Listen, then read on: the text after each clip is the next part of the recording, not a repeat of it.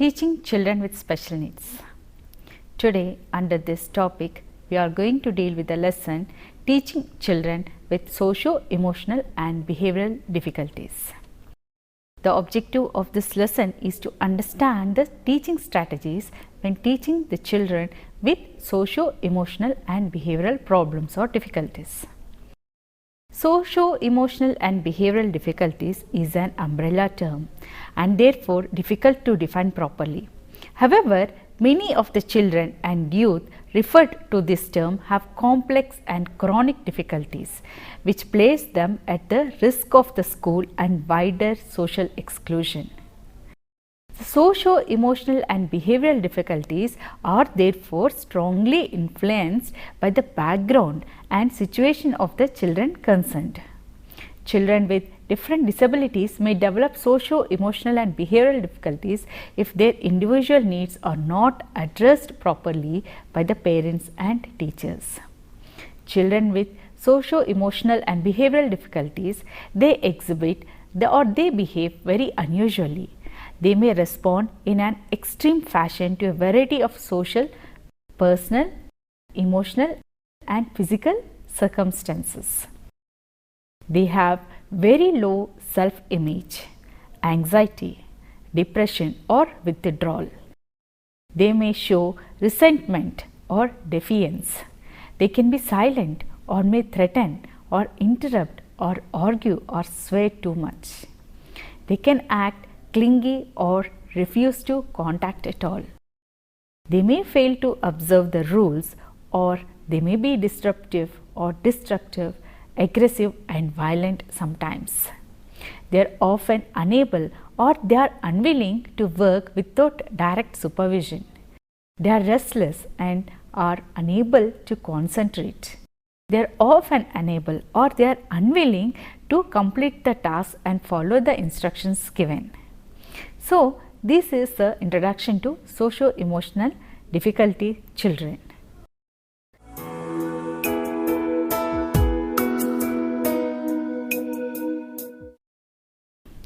What are the difficulties these children face? The first one is abnormal activity level.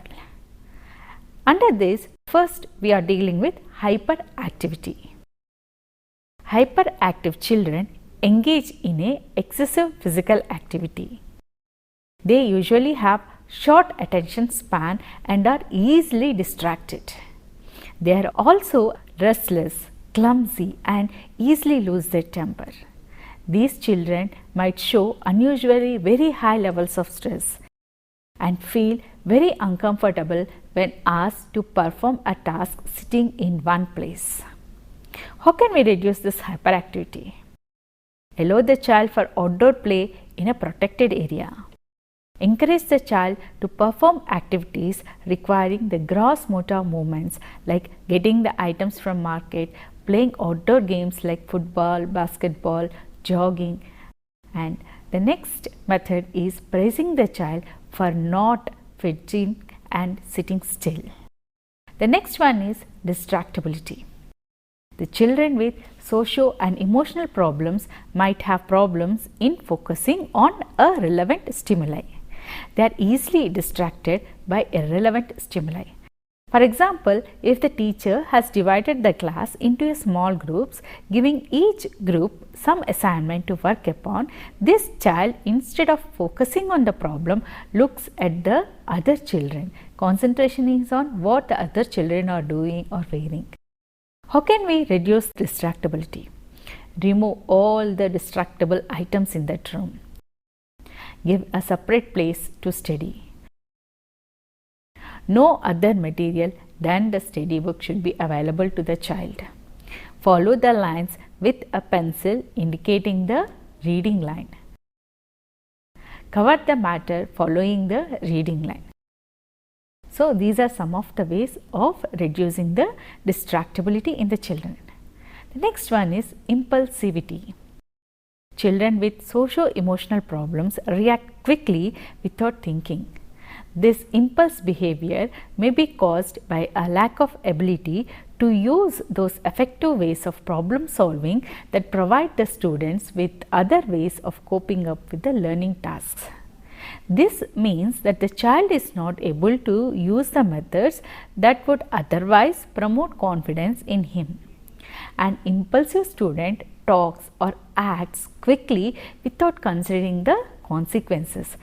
Also, an impulsive child might rush to the first in line without realizing that someone could be pushed down and may react very angrily.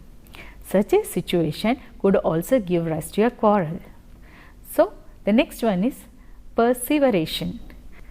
Perseveration is a very important aspect of brain damage. It simply means that the child may continue repeating the activity he or she has undertaken long before. For example, the child may continue talking over the same topic long after others around him or her have stopped talking about it. The child may also have difficulty in changing from one activity to the other activity. This is about the activity level. The next one is the attention problem. Short attention span. Easily distracted by what is going on in the surroundings. For example, a lizard might be moving on a wall, or a running fan, or sound of a footsteps outside the classroom. They are unable to concentrate on any task. The next one is perseveration. Attention become fixed upon a single task.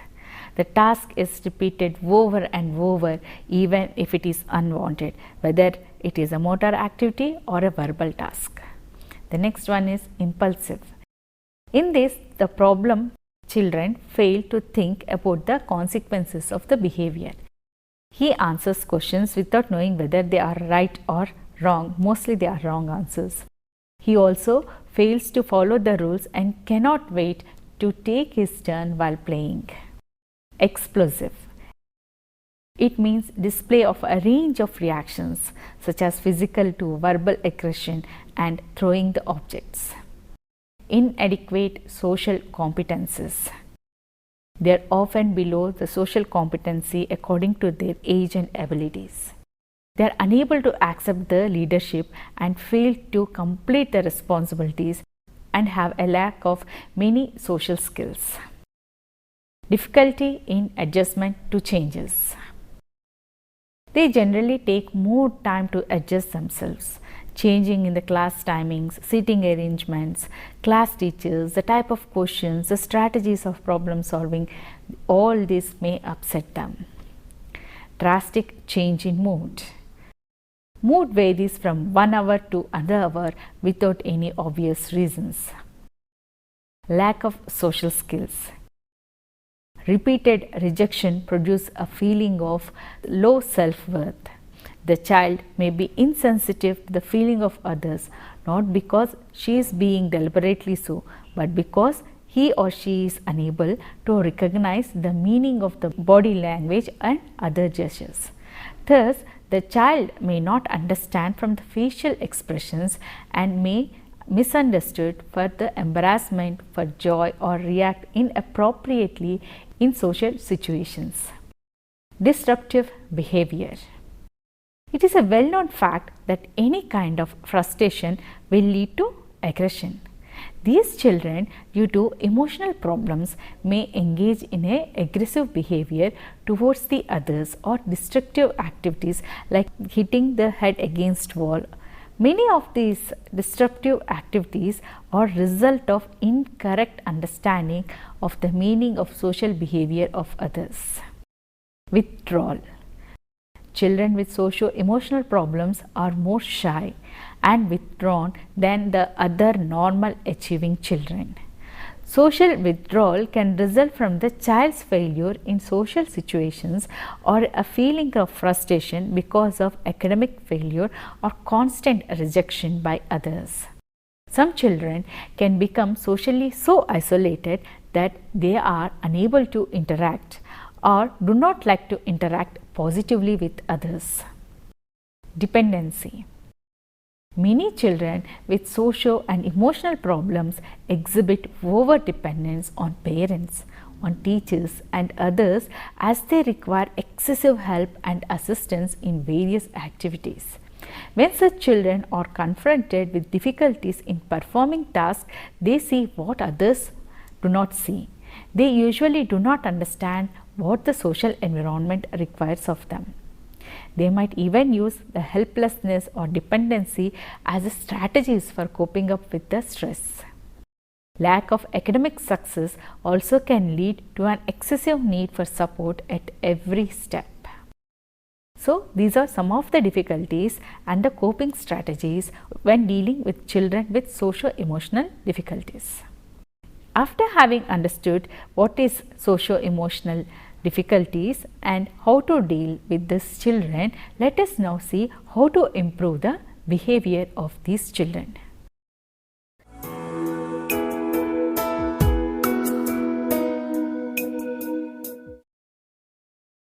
Since the children with socio-emotional problems show aggressiveness, self-injurious, violent or shy and withdrawal behavioral symptoms, it becomes very important to use methods that will improve the behavior of the children.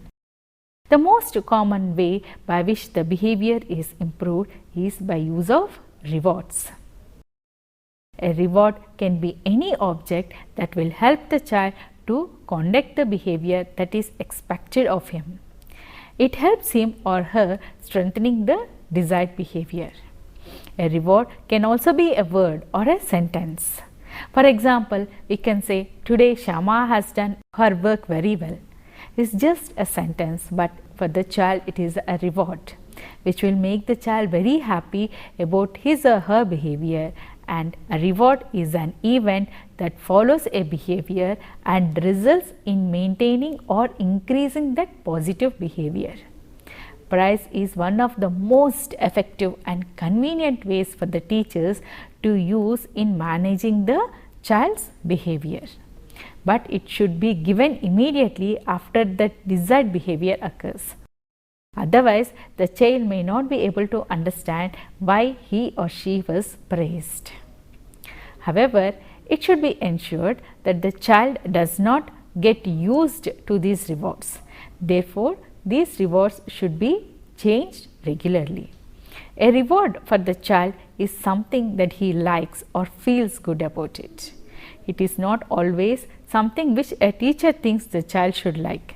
A reward increases the occurrence of the behavior it follows.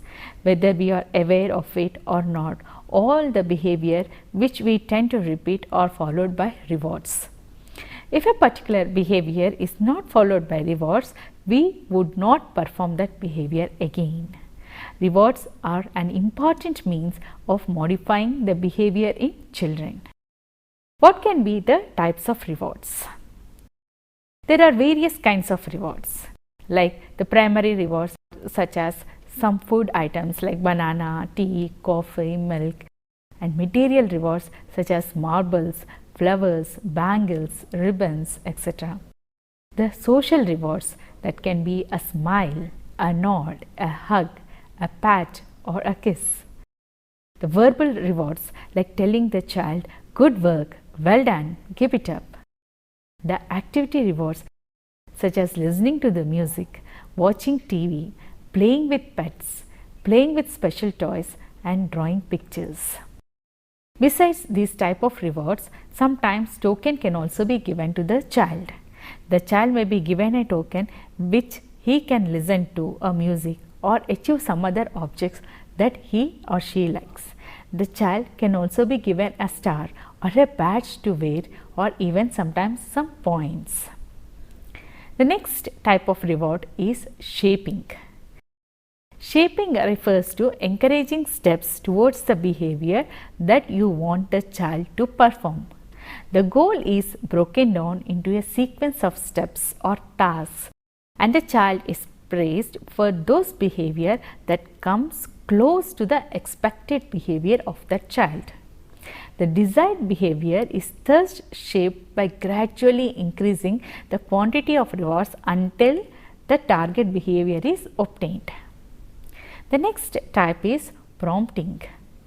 Just as all of us require guidance and assistance while we are learning new activities, the children with socio-emotional problems also require help with the learning activities. The procedure of providing the active assistance to help the children to learn a particular activity is called as prompting. There are three types: physical, verbal and cueing. Physical prompts. Here the child requires manual assistance like holding his or her hand while drawing. Physical prompts are usually needed when teaching a new behavior to the child. Verbal prompts. Some children may need only verbal statements describing every step of the behavior to be performed. For example, when a child you are teaching to sharpen a pencil, the teacher may have to say, pick up the sharpener and the pencil, put one end of the pencil in the sharpener, so on. So each step in the activity should be explained or stated by the teacher. Cueing. Some children may need only verbal hints. For example, when showing a picture of banana, the teacher may say ba as a hint for the child to name it correctly. A teacher can also choose to combine rewards to help the child behave properly in the class. The next way of improving the behavior of the child is punishment.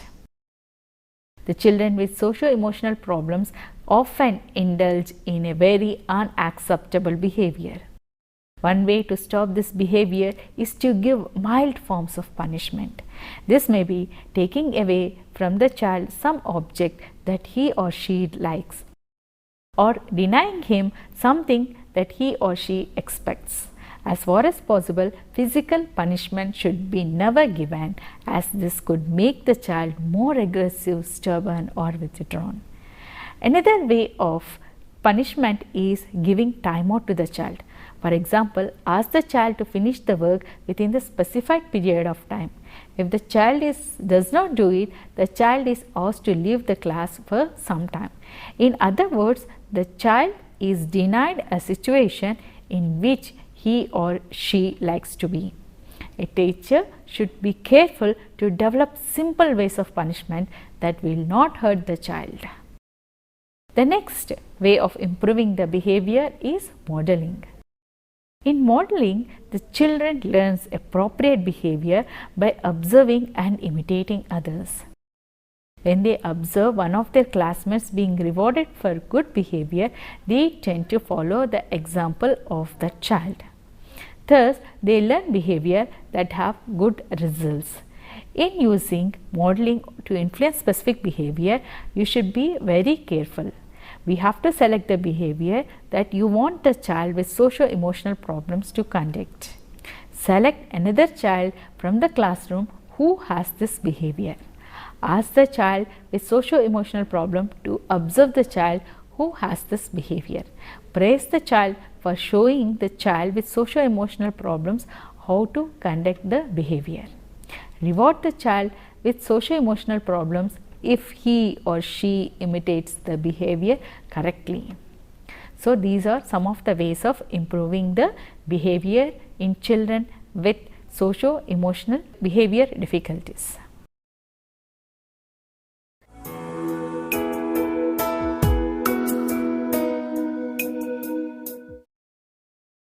Effective strategies that can be used when teaching the children with socio-emotional behavioral problems.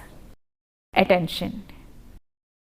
Attention is an important prerequisite for all the learning process and success in school.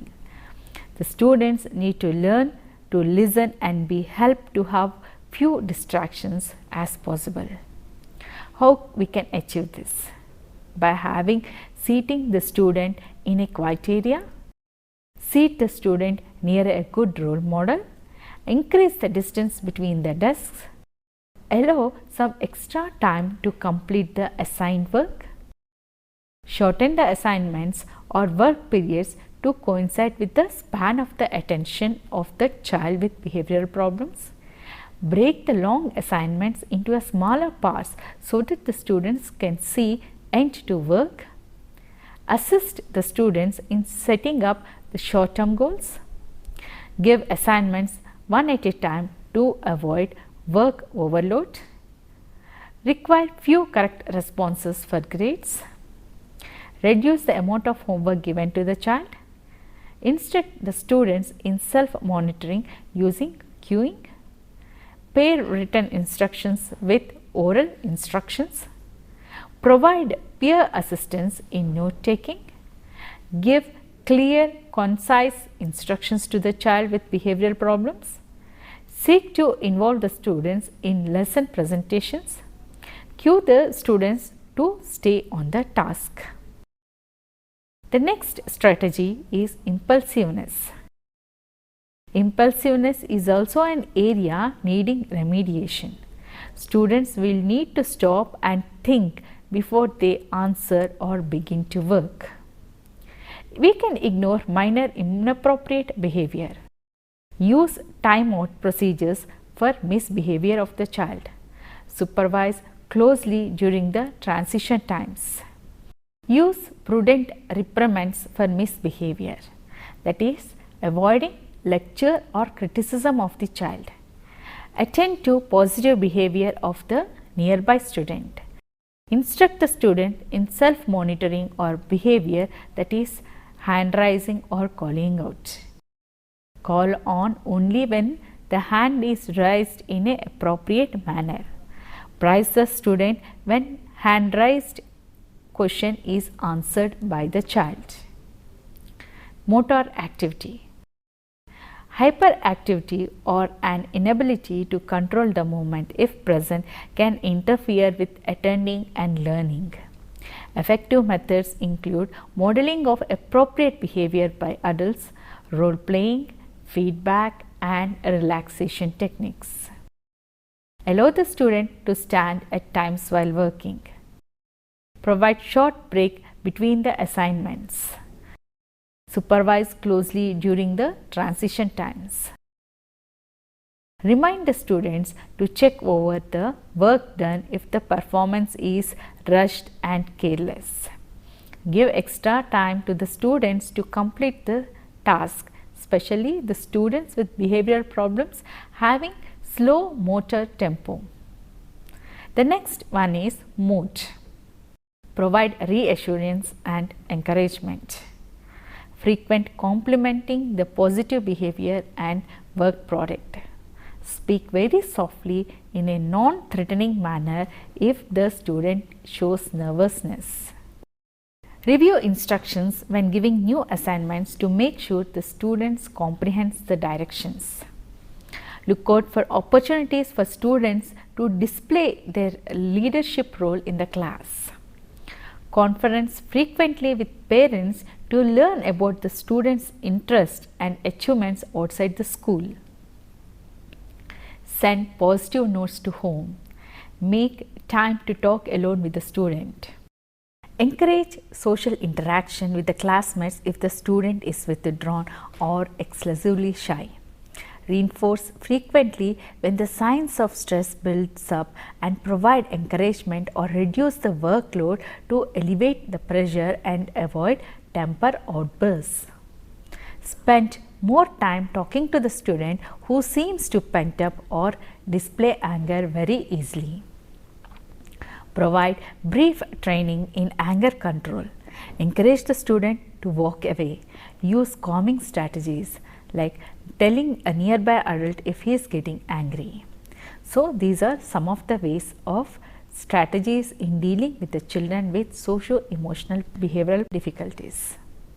After having understood what are the characteristics of the behavioral problem child and what are the ways of improving the behavior and the effective teaching strategies, let us now see what are the practical tips used when teaching the children with socio-emotional behavioral problems.